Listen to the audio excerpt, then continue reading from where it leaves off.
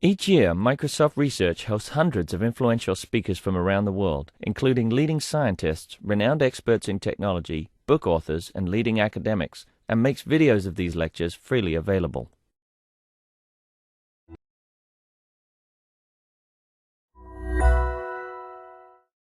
We're honored to have returned to visit with us this week, Moon to Chudhuri. Moon was with us as a postdoc, and we had a blast working with her on a number of projects. We had some fun collaborations. Some are continuing. She's here this week visiting. Moon had a full-time job offer from Microsoft Research, and we all thought, including she, that she'd be here this fall, but at the last minute, Georgia Tech came through with an offer and brought her closer to her husband. And so romance beats intellectual vibrance. Come on. No, Georgia Tech is a wonderful place, and we have wonderful colleagues there, so I shouldn't be joking on camera here. So Moon is currently an assistant professor at the School of Interactive Computing at Georgia Tech. Her research combines computer science and social science. She's worked on a number of techniques to help us better understand human behavior online and how it relates to offline states of mind. She's been a recipient of the Grace Hopper Scholarship. She's had an IBM Emergent Leaders Multimedia Award. And she's had other awards. She has a Best Paper Award at at the CHI conference coming up. I think on the work you'll be talking about. Yeah. So I'm looking forward to that. Some background, she was a postdoctoral researcher here, as I mentioned, a research fellow at Rutgers, and she did her PhD work in computer science at Arizona State University just 2-3 years ago. And today she'll be talking about communities in trauma, disclosure, disinhibition, and desensitization on social media. Moon. Thank you, Eric. And good to see everyone again. I'm very excited to be back here. Although time flies and tomorrow is the end of the week. So, so like Eric mentioned, I'm going to talk about two different projects here. One is something that is coming up at CHI this year, and the other one is more ongoing stuff, which I'm very excited about and would love to hear what you guys think about that. So broadly, we are talking about communities suffering from some kind of trauma and different aspects of how their behavior manifests on social media websites. So trauma is a very broad term, and it can be a personal trauma like death of a loved one, losing a job suddenly, or it could even be something which is because of things beyond your control, a disruption in the environment that someone is exposed to. So that could be an example of that is the Boston Marathon, the number of different shooting events that have been happening at different places, then different regions of the world that are facing armed conflicts and so forth. So trauma, whether it is collective or it is a personal trauma in someone's life, it definitely affects us in a negative way. It affects different attributes of our behavior and our lives in general. And what we conjecture, and this builds on our prior work, especially the work I was doing while I was at Microsoft, is to use social media as a lens or a window that can be used to understand how people cope with these trauma events and what are the different manifestations of their behavior around these trauma experiences.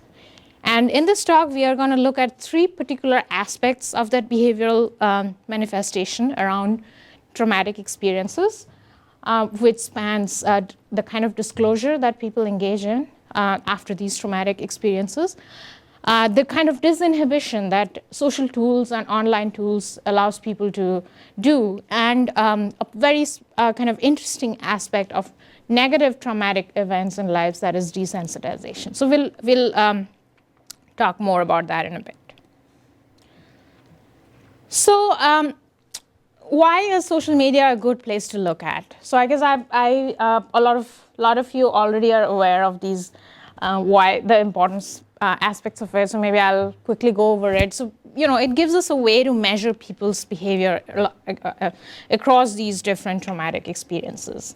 And the benefit of understanding people's behavior is that over a long course of time, if we are doing a longitudinal study of behavior of people or communities, it provides us with a way to understand what their baseline behavior is, and which in turn can tell us about any kind of behavioral concerns that may arise in that whole time frame of our analysis.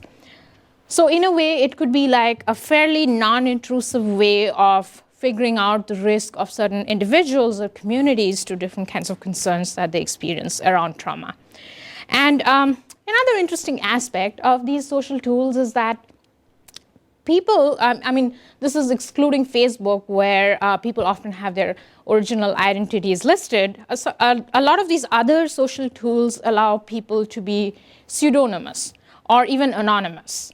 And that provides them with an excellent platform they can use to share, to engage in self-disclosure, to share how they're feeling and what they're going through because of the trauma with a much larger audience.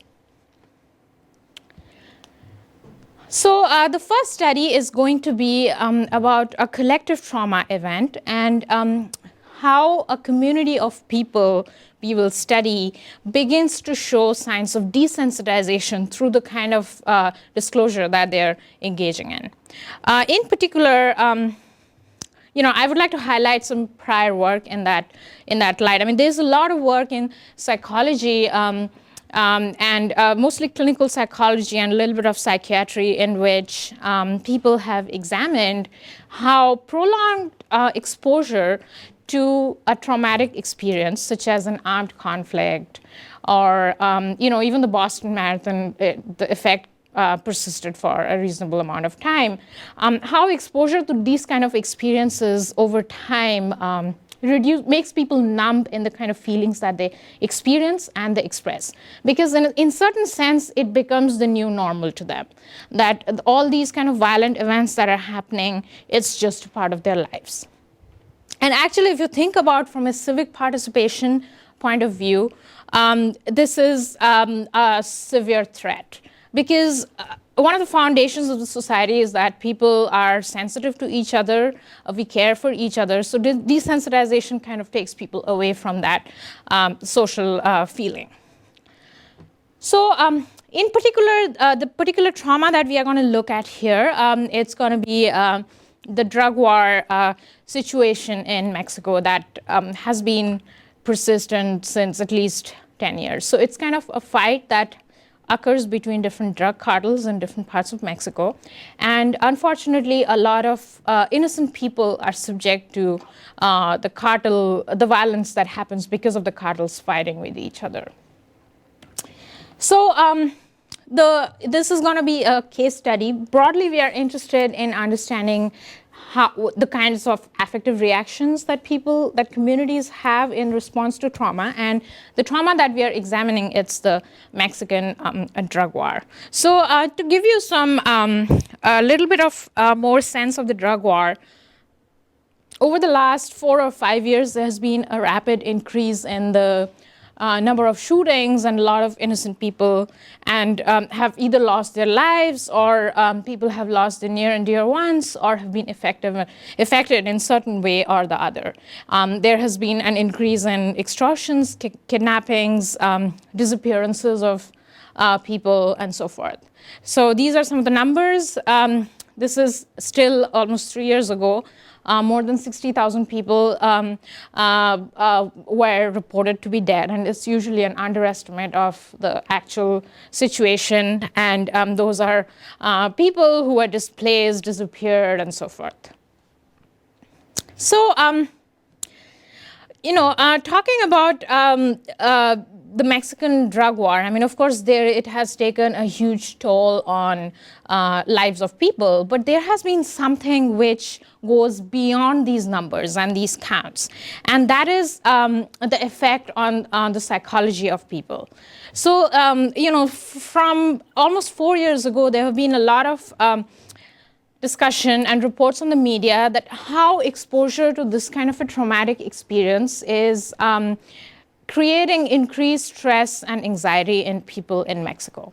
There is a term for that, which is called PTSD. So there have been a lot of media which have used phrases like numb to carnage, and even like people, younger kids and younger adults, they think that this is normal and this is cool, and so they are being exposed to this kind of environment, and they're thinking that that is how everything is. So this kind of motivates our work, and what we thought about is that if you're looking at social media over a course of time, we will be able to gauge people's behavior and their affective reactions to these violent events, and actually see if people underwent this kind of numbness or lack of feeling over the course of time. So an interesting attribute of the drug war is that unlike a lot of other situations where social media was just in part used by a small set of people, in this context, actually social media was very widely adopted by people to report on the different updates about where violence is happening, and generally sharing information about which places to avoid and so forth. So in a sense, it was also helped by the fact that the news media itself, the traditional news media, was censored. Part of it was because there was political influence, and the other aspect of that was the reporters and journalists were actually afraid to do an honest reporting, because some of the journalists actually lost their life in that process. So a lot of people became pseudonymous and went onto Twitter to share information about these drug war violences, just like in an altruistic manner, or because they really cared for their neighborhood, or they just felt very deeply about this issue, and they would use social media to talk about situations relating to the drug war violence. So that is why we thought that Twitter was a good place to look at for this particular case study. And here are some other numbers that also speak in favor of general social media and internet adoption in Mexico.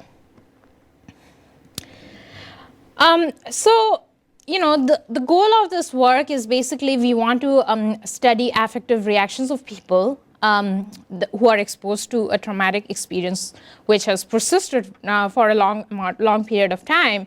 And then if the analysis of those affective reactions tells us about any signs or evidence which can point to desensitization. So this work is a part of, you can think of it to be the part of the broad body of work around crisis informatics, where there's been a lot of work around understanding how people experience crisis and trauma disruptions in the environment that they're a part of, and using social media as a lens to understand how people cope with those events over time. So the first research question that we tackled in this paper was around negative affect, or the negative sentiment that people share. So we were interested over a period of time, what were the patterns of negative affect that people were sharing around these drug war related events. And then, if there are patterns in those negative affect expression that can tell us something about desensitization.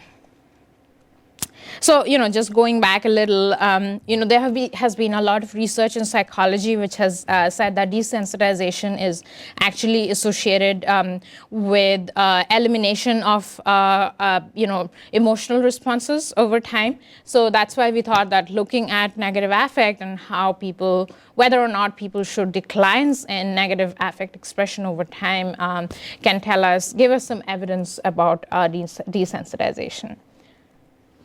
We had two other research questions around understanding the affective reactions of people and whether they can indicate desensitization. So this is again comes from prior work where we have, we find that exposure to violence, especially, it can create a sense of aggressiveness in people. There's been evidence around that. So it could be like media violence, TV reported news about violence going on in the society, and so forth. And what this can do is that people can become habituated with that sense of aggression over time. So to measure that, we use two different attributes of emotion. One is the arousal or the activation dimension, which measures the intensity of emotion. And then the other one was dominance, which is the controlling power of an emotion. So like anger has a lower controlling power than like sadness. So basically, these two research questions were around how we can measure people's emotion through these two attributes, activation and dominance, and whether the trends of these measures over time can tell us anything about a possible desensitization in people. This is our method. So there were two main parts. The first part was that we needed to measure the extent of violence, or to what extent the trauma was persistent in parts of Mexico. So we focused on actually more than almost 2.5 year long period, starting from 2010 to 2012, and focused on 4 major cities in Mexico which have good social media penetration and which are also severely affected by the drug war violence. And we relied on basically using various different sources of data external to social media to understand to what extent violence was persistent in those cities. So I will soon go into the different data sources we used, but these range from web search interest to official statistics on homicides, and also a couple of things which are more specific to the drug war violence. I'll get to that very quickly in a bit. As a second step, we operationalized how affective reactions could be manifested on social media, and we used Twitter data from people in these 4 different cities in Mexico. So talking about Twitter data first, we basically focused on, we looked for mentions of the 4 cities as hashtags in tweets in the Firehose stream. And the idea here was that this would, people who would use these city names as hashtags are probably people who either live there or really care about that particular city, and are generally talking about the city and different things about it, and not specifically about the drug war. And the reason was that we wanted to focus not just on drug war, because we wanted to get the general sense of affect in the larger population. So we used that approach and didn't use the retweets, and the summary statistics are on that slide. So we also did a manual validation of, to what extent those people who use the city hashtags also live in the city. So about close to 80 to 85% people we found that were also living in that particular city. So let us move on to how we collected the violence data on these 4 cities.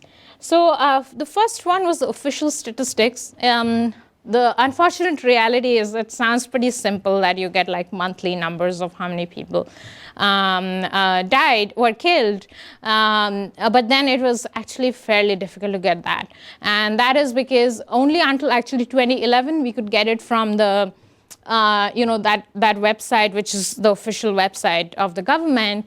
But then the government stopped to report those things after 2011 because they were concerned that it's showing them in a negative light.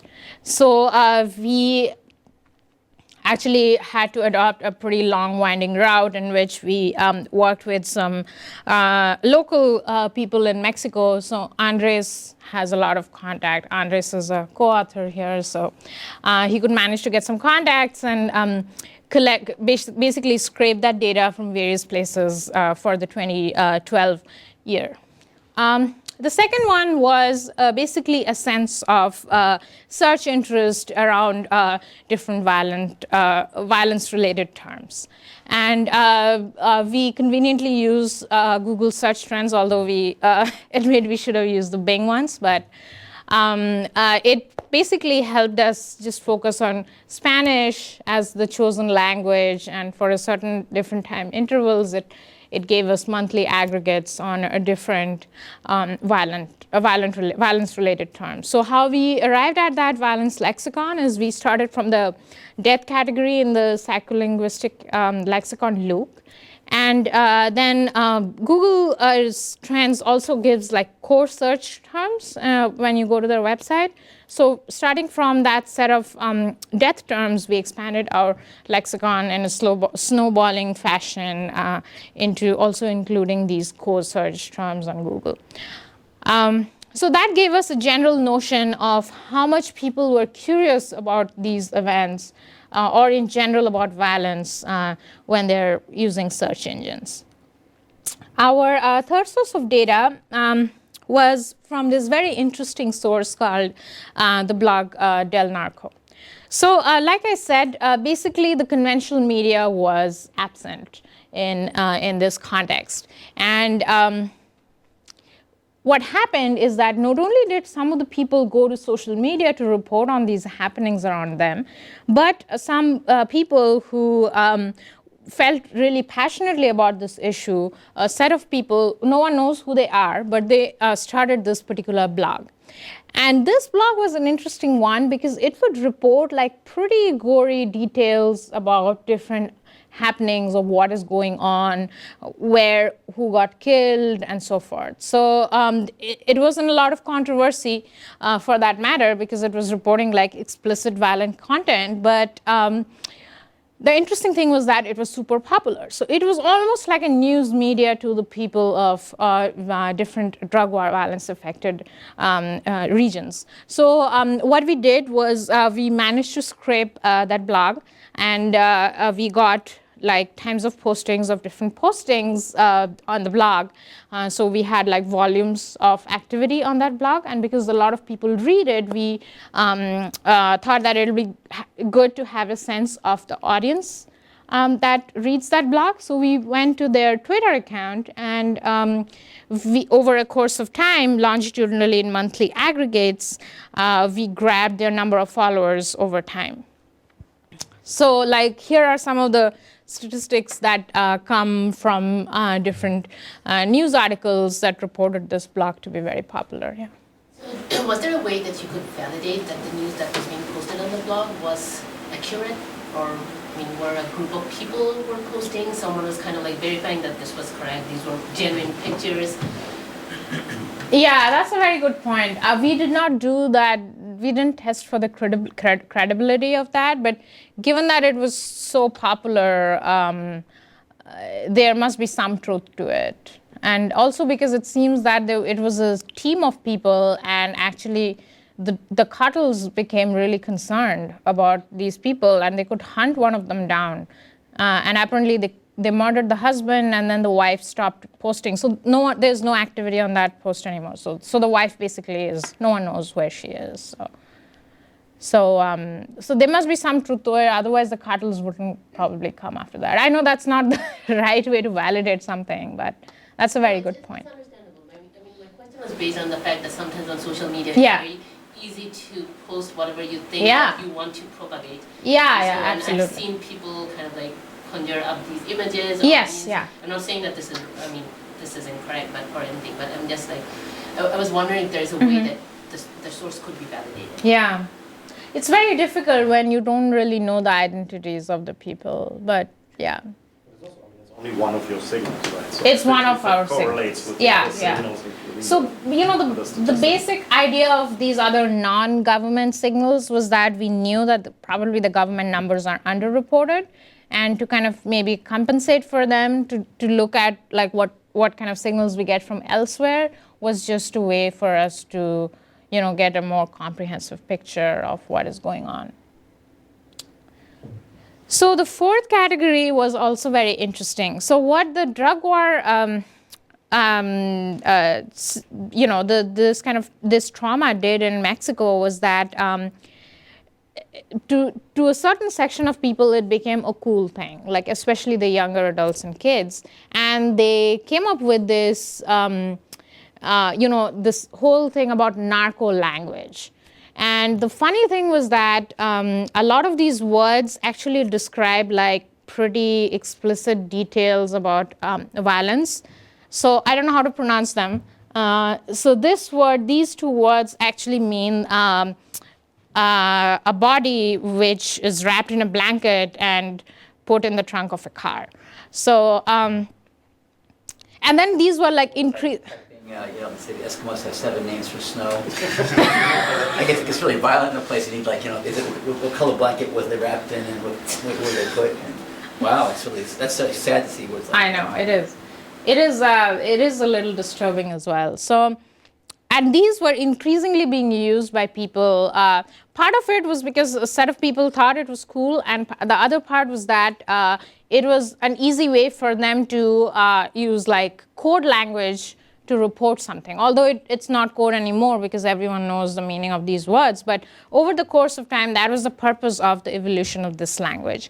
So it gave us an additional kind of complementary signal to understand, like, people's exposure to violence in a sense, because only then people will probably use these kind of terms.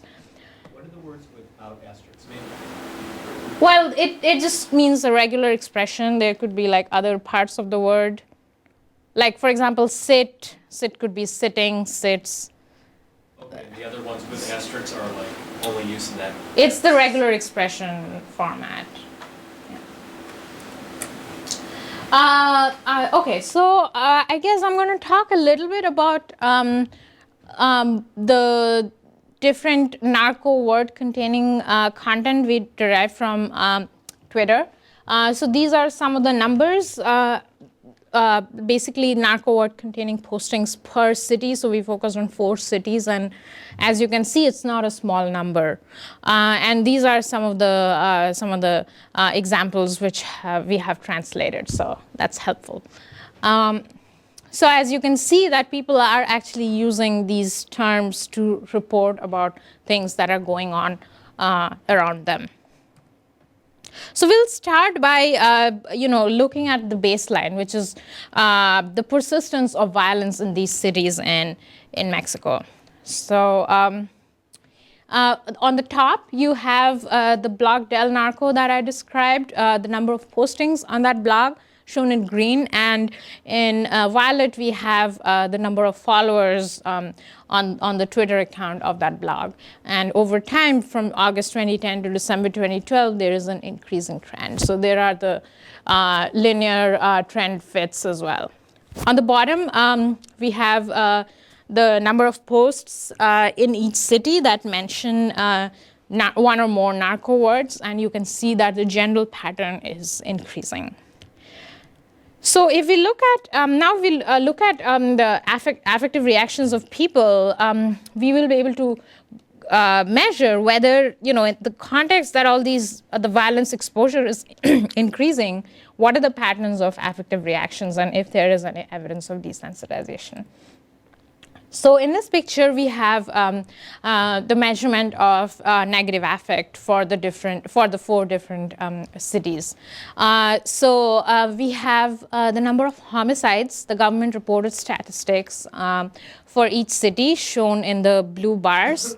And then we have in solid red the negative affect trend for each city. And of course, we have the linear fits to each of them.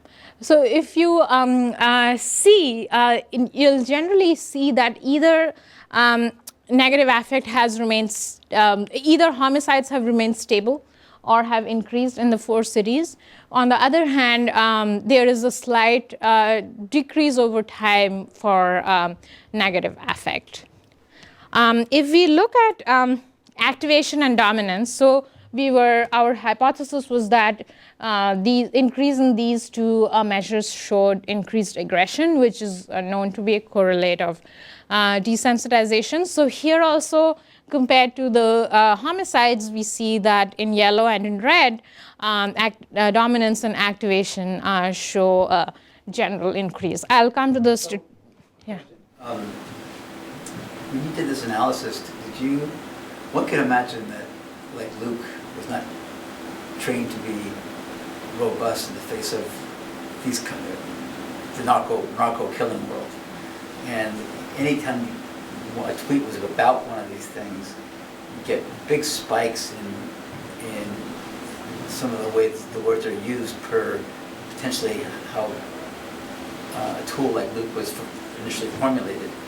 And so my reaction is it might be useful to make sure you remove the actual tweets about events and looked at other tweets to see if some of the emotive content was reflected in non-event pointing tweets. Oh, I see what you mean. Oh, I see. Because one might say, if people were saying, oh my God, another murder in and then murder is a word in Luke that was trained on, God knows, nice, average people in Austin, and you refer to narco killings here, you might have an artifact. So I was wondering, one way to adjust for that artifact would be to remove all the event-related reference and look at everything else being talked about. Right. That's a very good point, and honestly, we didn't do that separation. But we did, so there were a couple of, one problem there is also to detect event-related, I mean, that's a research challenge on its own. But given that, there was a slightly simpler way to do it, which is that at least a few of these cities had a narco, like drug war specific hashtag. So we separately, at least I think for Monterey, because it's a big city, we do it's #MTYfollow. That's the narco hashtag. We looked at the trend, and of course the volumes are much lesser, but we did see a similar trend. So I guess it doesn't answer the question that you are raising. You're raising the complement of that. Yes. But in other words, I would be more impressed with the result that said there are signs of these various measures increasing or decreasing for non-event related. If you can do that, maybe just follow on paper. For non-event related communications, people just they're just amped up in general. They're not talking about the murder. They're not talking about the people in the blanket and so on. Right. Yeah, great point. Yeah. The other thing that is, I would have come to that in a bit, but the other thing we didn't look here is also, new users joining the community and they might have a different perspective on how they want to report because they just came to social media. So we didn't, it was not very clean data and then this project was halfway through my being here and being away, so we didn't get to do that part. But that is another thing we would like to do to see maybe this is just the consistent set of people who are expressing these kind of emotional reactions, and there are these the newcomers which have a different set of expectations, and so we didn't do that, but that is also something that we would like to look at. Of what words in English were categorized as activation versus dominance, or how did you categorize them? So I gave an example, like anger, for example, is a high dominance word, but sad is a low dominance word, although both are negative.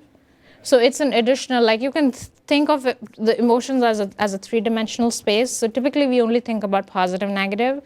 So fear, anger, angry, fear, anger, sad, all of them are negative, and then happy, excited, friendly are all positive. But then there are differences in these in along the intensity. So fear, anger has a higher intensity as well than fear or sadness. And on the positive side, maybe being ecstatic is super high intensity than being friendly or something. So those are additional dimensions you can use to characterize emotions of people. Does that make sense? It makes sense for the dominance. What is activation measuring though? Is it like how many times you're using these words? No, it's more like it comes from psychology. Like they have had like numerous studies to figure out the intensity of an emotion. So like. So ecstatic and happy are both positive things, but ecstatic would have higher activation? Yes. Okay. Yeah. Okay, so I'll quickly talk about the significance tests. So here we did the Fisher's R to Z test, and basically we show that over time for the 4 cities, negative affect actually showed a decrease. So if you compare to 2010, 11, and 2012. And then also for activation and dominance, we see an increase. So basically, like, what are the implications of this work? So, if you go back to where I started from, that using social media as a lens to understand people's experiences of trauma and how they choose these platforms to engage in discourse. So this was an example of how people are doing that. And it also additionally gives us an opportunity to find things about their behavioral health. Trauma and crisis are very unique situations because there is always, there's a lot of like government efforts, then NGOs and so forth who are going out and trying to help people. But a lot of that is kind of focused on the public health side of things, which is of course the way it should be because people are probably dying somewhere. But then something that gets often neglected is the effect of that trauma in the long term. And that could include things like post-traumatic stress and anxiety and so forth. So that gets ignored somewhere. So, the hope with this research is that we don't have any causal signal here. It's merely correlational. But the hope is that with tools like social media, where we can identify these patterns, it can be used by some of these agencies, governmental or non-governmental, in trying to identify communities which are at greater risk of these kind of things at a later point in time. So I'm going to go to the second study, and I'm running out of time, so I'm going to quickly talk about it. So here also we are talking about trauma again, but here we are talking about trauma as a general term. So it could be a personal trauma, it could be a collective trauma, and what we are interested in looking here is that how people are using a social media called as Reddit in engaging in self-disclosure, and how some of the attributes of this kind of social media is providing them ways to be more disinhibited. And when people are given an opportunity to be disinhibiting, what kind of things do they talk about? So, there's a lot of big body of work in kind of understanding how like online forums and support groups, they are, usually a very useful like support system for people suffering from these kind of traumatic experiences, because it provides them with an audience of sort of strangers that they are not worried about, revealing stigmatic information to, and it provides them with a support system that they can fall back upon when they need. And also the ability to hide one's identity in a sense. It allows people to be more disinhibiting and more open in their conversations. So, and then there's this whole body of work around how people suffering from different kinds of health challenges actually go online. In fact, Eric has a lot of work on looking at online activities in a range of different things and trying to understand people's health behaviors. So in this particular paper, we were very curious about, we have always most of the times looked at Twitter, but we were very interested in this social media Reddit. The interesting thing about Reddit is that it sort of falls in an interesting place between something like Twitter and Facebook, which are more like, it has a sense of a social network. People, whether or not you know that social network, that's a different matter. But it's like people, the mundane, ongoing ongoings of life. I had coffee, I went there, and so forth. And then on the other hand, you have like these super like depression or trauma experience specific like forums where people go with like specific questions that I just experienced so and this is the treatment I'm getting. I'm not sure if this is the right one. What has been your experience? So people are very specific there. So Reddit is interesting because it falls in between. It sort of has a notion of a social network, not quite strong. You don't really see your network. You just interact with people. So you do end up talking about your mundane ongoings of life, but then you sometimes go with specific questions too. So we had 3 different questions. I don't think I'll go through all of them. I guess I'll quickly skip to the third research question, which is the ability to be anonymous on Reddit and how that allows people who are suffering from trauma to share different kinds of information about their condition.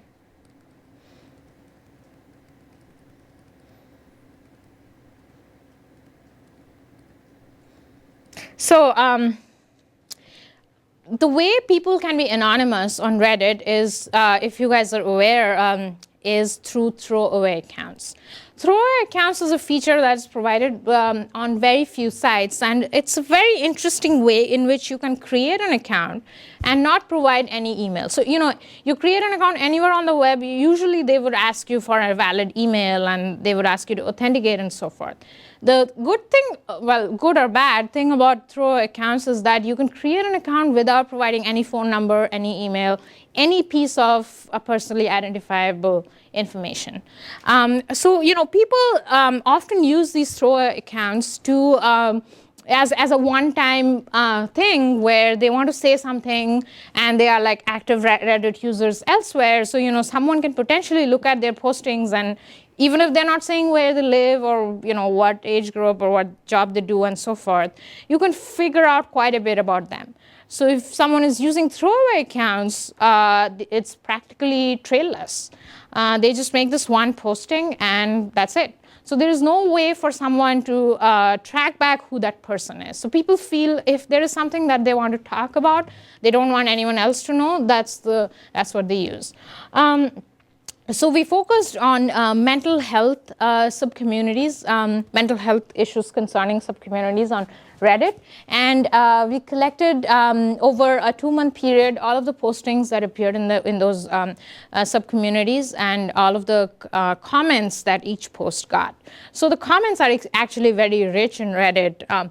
People actually give meaningful feedback. They write long comments, and people can also like upvote or downvote each post. So that is known as karma.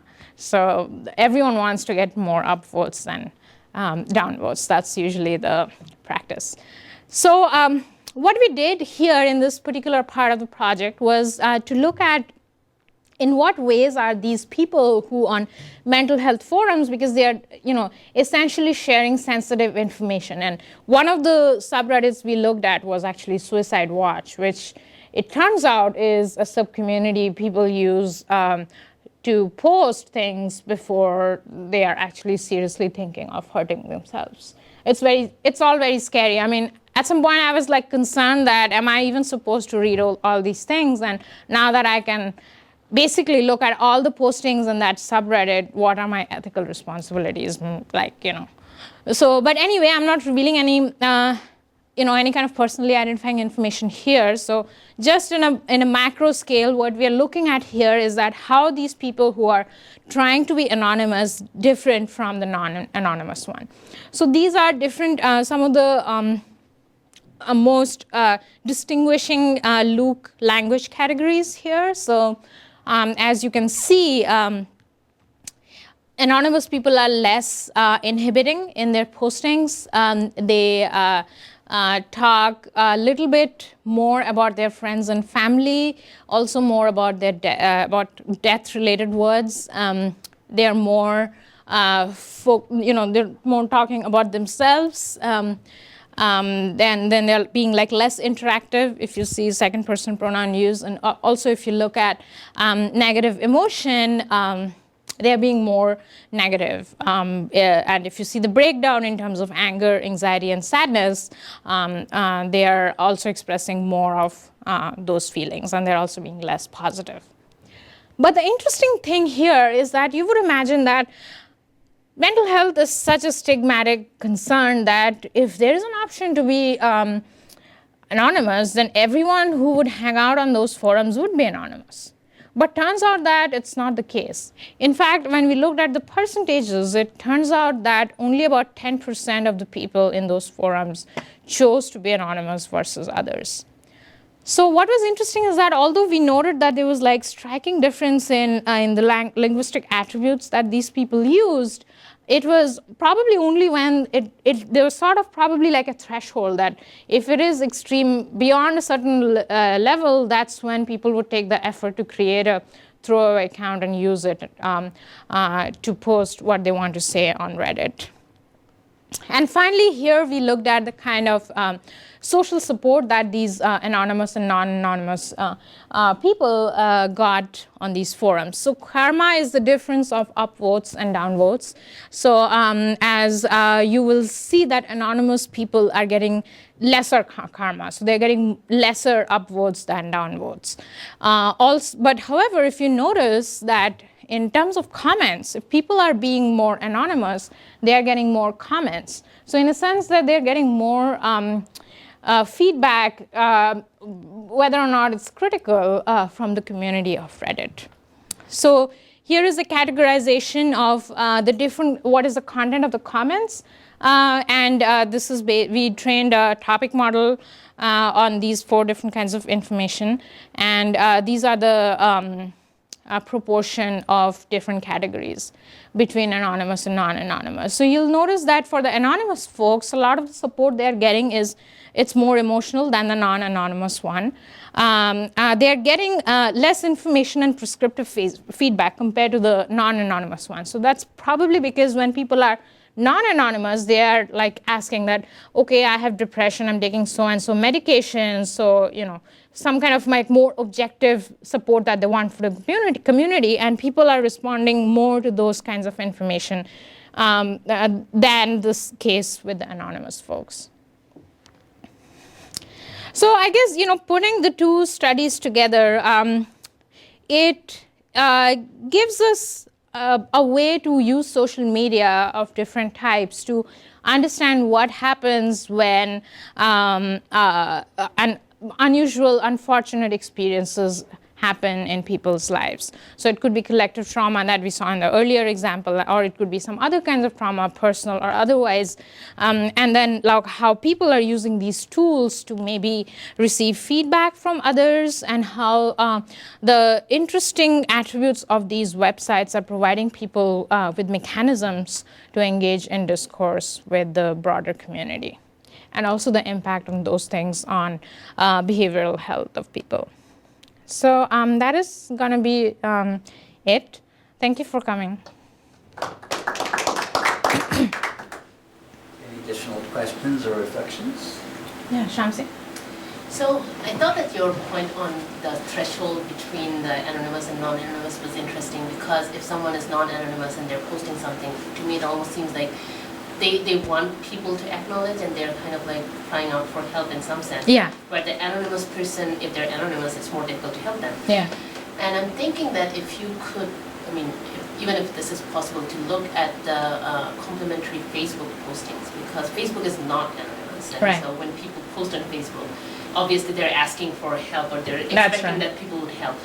And if you could kind of like connect these 2 and see whether people start suddenly kind of like dwindling their presence on Facebook and moving on to the more anonymous forum posting, whether that's something that could help define that, okay, this is where they kind of like cross the line. I see, yeah. That's kind of where the change happens. Right. That's a very interesting point. I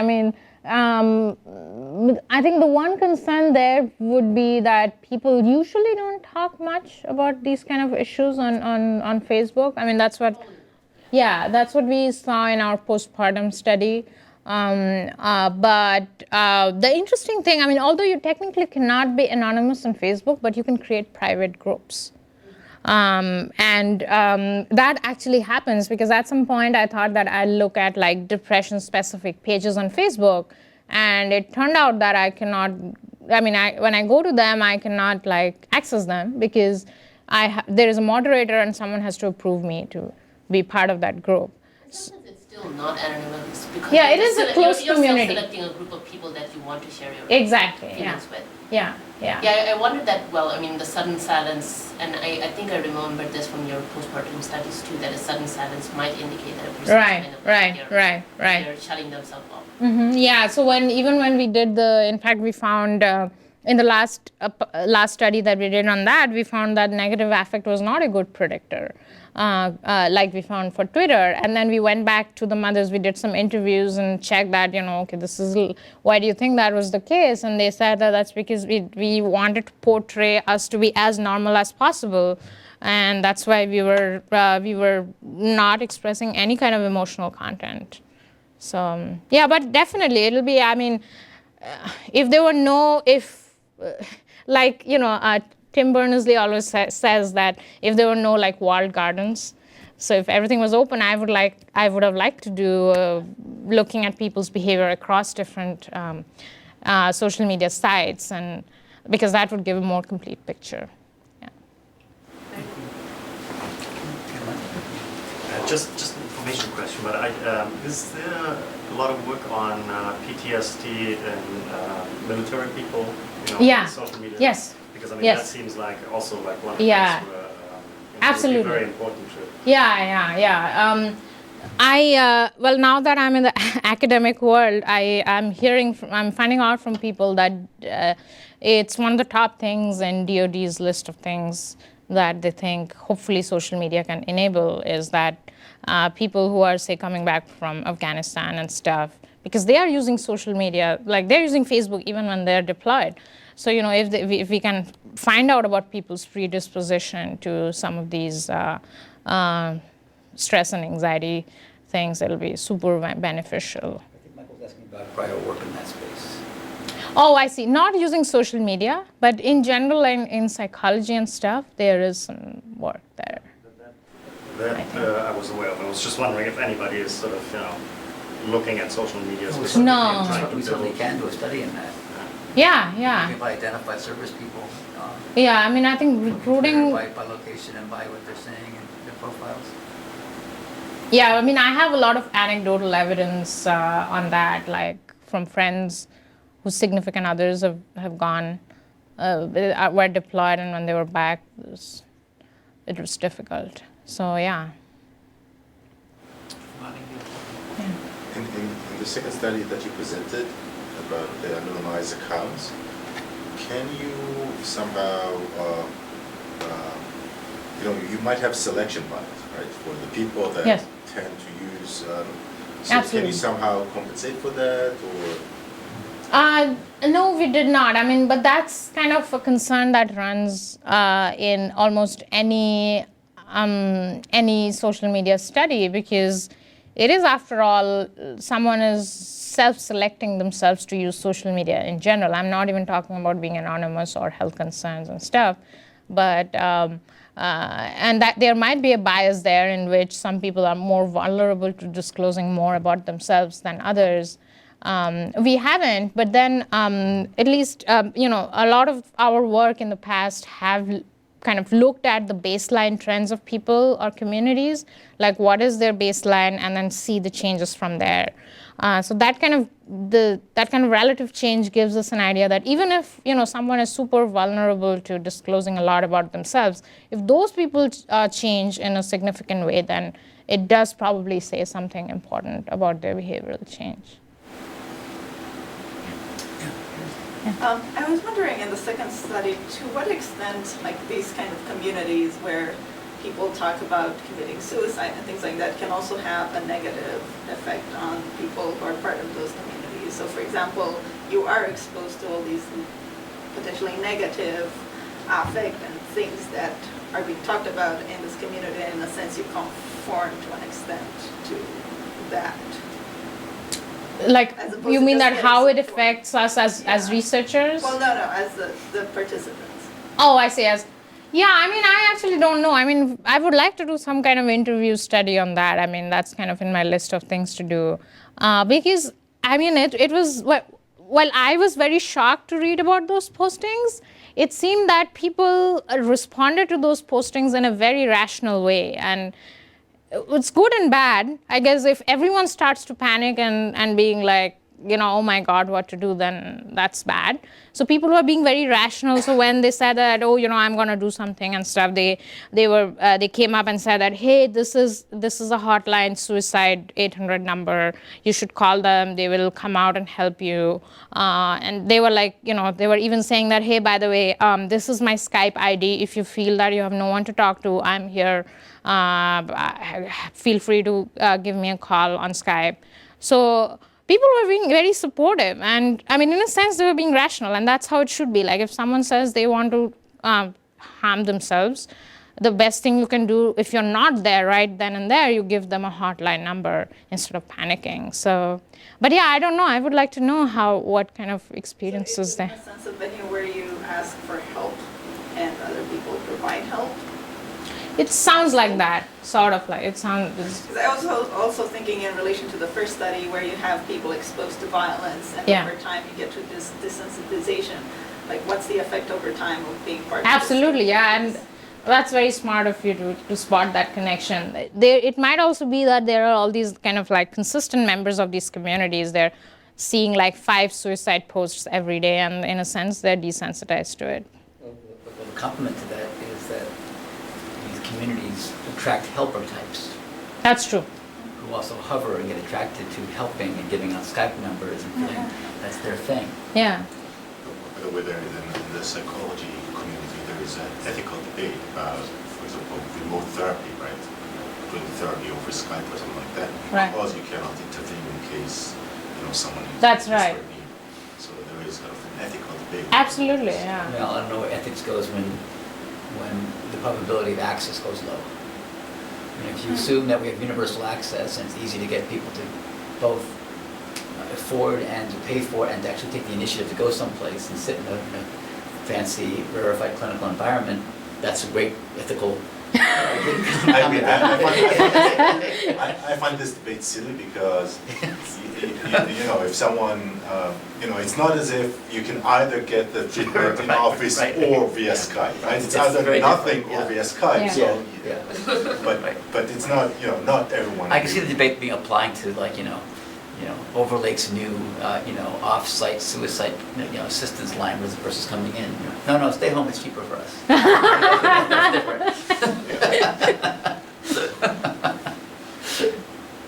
Also, aren't there things related to contagion? Like when there's a lot of suicide, there are more suicides? Or something like Adam that? Kramer's looking at this, I know. Oh, is it? Facebook. Yeah, I Adam see. Kramer at SPSB, Yeah. he's talking about looking at contagion of good. So, but I can imagine this contagion of.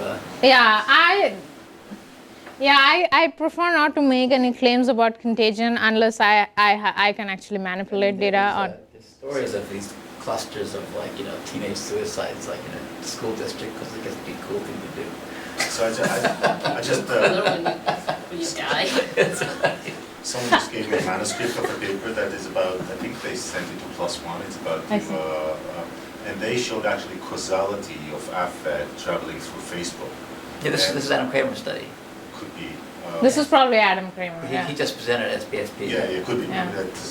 So they basically showed that the rain in Seattle affected the mood of people not in Seattle via Facebook. Yeah, they're looking at like two degrees out, and they're trying to make an assumption. They forgot to correct for the fact that there's a geo link and the weather spreads across the. I'm just kidding. Yeah. So Yeah. actually, So. like related to, for example, I used to live with undergrads, and when they had a suicide in the university, I see. they were like very concerned in being like very available to everyone because they were afraid That other like, people will somebody do the else same would- thing? I mean among the undergrads themselves. Among the undergrads Yeah. themselves, yeah, for example. As a community. Yeah, I guess we can do a study in Cornell, right? By Yeah. Cornell. But they have the highest suicide rates. I think that's actually a myth. I think they just have the most Dangerous landscape? They have just a pretty way to do it. But Because they have that cliff that everybody knows. Right. We have to correct for the attractor, I guess. Yeah. Is it Yeah. really, it's really lower there? I mean, it's normal background, just famous because of the gorge? I believe so. I see, okay. I see. Feel free to look it up. I don't, yeah.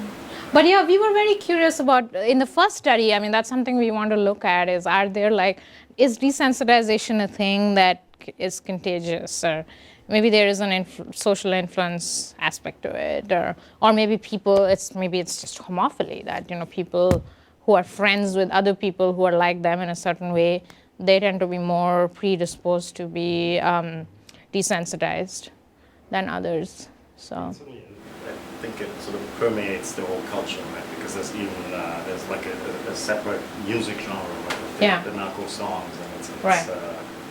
Seems to be, from what I know, very popular. So it's going through all kinds of cultural Channels, areas, channels. yeah. It'd be interesting to see when that wears off. Hopefully soon, yeah. I had one last question for Yeah. us. So in your back to the domination activation thing for the Mexico drug wars, do you look at any specific words like fearful versus annoyed, and like how their usage trended over time? Like maybe in the beginning of these wars, everybody was like afraid like they were going to die, and eventually they got used to it and were like, this I is see. so commonplace. No, we didn't look at individual words, but then like we had aggregated, we did take into account the differences across different emotions because we looked at the measures of activation over time. So basically like, there were less intense emotions early on and more intense emotions later on. But yeah, we didn't particularly see which particular high intensity ones were more. I would be interested to know. Yeah. Versus the aggregate, like if Right. there's a specific word that Yes. growth or Right. decline over time. Right, yeah, that'll be good to look at. We have more examples of like actual tweets and stuff in the paper, so feel free, it's online. So that gives a little bit more context on what people are sharing. All right, well, thanks a lot again. Yeah, thank you.